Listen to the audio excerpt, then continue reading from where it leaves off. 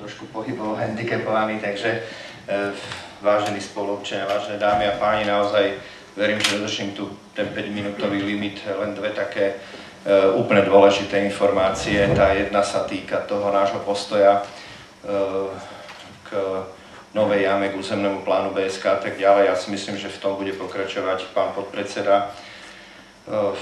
Pred Vianocami sa uskutočnilo stretnutie primátorov a starostov miest a obcí Malokarpatského regiónu trošku za takých zvláštnych okolností, lebo pozvánka znela len na jeden bod Slovakia Tour a keďže Pezinok neišiel na Slovakia Tour so združením, ale išiel s Bratislavským samosprávnym krajom, tak sme tam vôbec neboli. Až dodatočne sme sa dozvedeli, že tam bol zaradený aj druhý zvláštny bod a to bola deklarácia, žiadosť, prednesenie žiadosti adresované Bratislavskému samosprávnemu kraju a konkrétne predsedovi, aby nová jama bola zaradená do územného plánu Bratislavského samosprávneho kraja.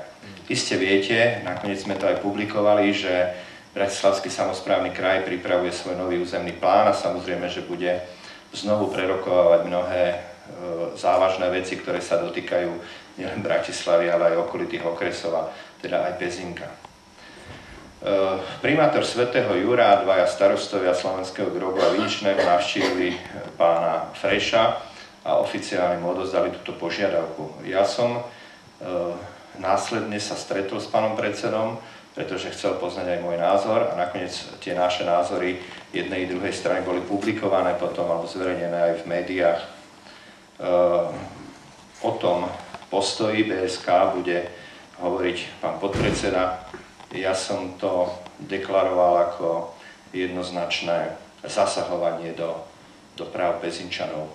Neviem si dosť dobre predstaviť, že by sme my sa rozhodli, že napríklad v Jure vybudujeme spaľovňu odpadov, lebo veď nám to vyhovuje a by sme o tom rozhodovali. Je to také mníchovské o nás bez nás. Nestalo sa to prvýkrát, ja som prekvapený, že medzi primátormi a starostami neexistuje aspoň aká taká solidarita, ktorá by predznamenala už i budúce problémy, pretože v podobnej situácii sa môže ocitnúť ktorákoľvek obec, ktorékoľvek mesto. Argumentácia, ktorú ste si vypočuli aj v médiách, že občanom to vyhovuje, je veľmi pofiderná argumentácia. Občania týchto obcí doteraz platili, samozrejme, že aj tie poplatky sa zvyšovali v priebehu rokov, ale vychádzali z reality. Hovoriť teraz o nespornej výhodnosti, znovu hovorím, je pofiderné. A chcel by som nadviazať na tento lístok, ktorý ste dostali teraz cez noviny Pezinsko, kde sa hovorí o tom, že teraz citujem, okrom toho vás chceme informovať, že do rozpočtu mesta Pezinok sme za 2,5 mesiaca prevádzkovania skládky v minulom roku odviedli 17 558 eur. Takže mohli odviesť, podpísaný je pán Mann, predseda predstavenstva spoločnosti Ekologická skládka. Zaujímavé, ale už v tomto prípade asi skoro príznačné, že tie peniaze sme dostali zo spoločnosti Bricorp Development SRO, Tehel 9 Pezinok, a tak ako sme ich dostali, a tu mám potvrdenie, sme ich okamžite aj vrátili, pretože nie je možné príjmať peniaze za činnosť od niekoho, kto prevádzkuje alebo robí činnosť, ktorá nie je schválená. Kde dokonca najvyšší súd povedal, že v celom tom procese sa stalo rád pochybení a že jednoducho skladka do dnešného dňa, možno s troškou nadsázky, môžeme hovoriť, že je čiernou.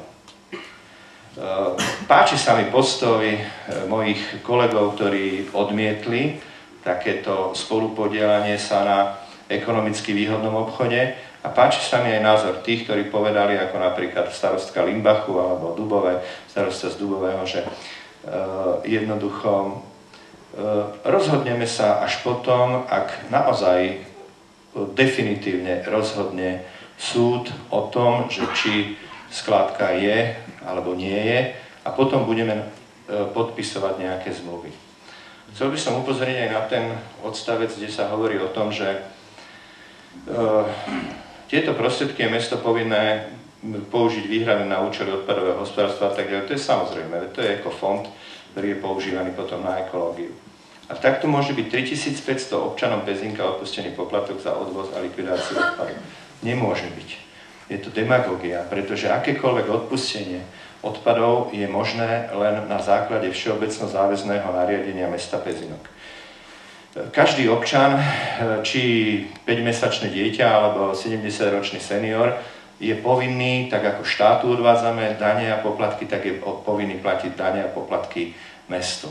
Myslím si, že v Pezinku sú úmerné, nie sú nejaké nadsadené v porovnaní s porovnateľnými mestami a nie sú ani tak vysoké, že by ich nebolo možné platiť. Všetci tí, ktorí tento problém majú, lebo sú aj takí, ktorí z rôznych dôvodov majú s tým problém, tak či už sú v hmotnej núdzi, alebo sú dlhodobo zaradení do sociálneho programu pomoci mesta, lebo sú aj takí, ktorí sú podporovaní pravidelne, tak môžu potom požiadať, aby im bol tento poplatok nejakým spôsobom refundovaný.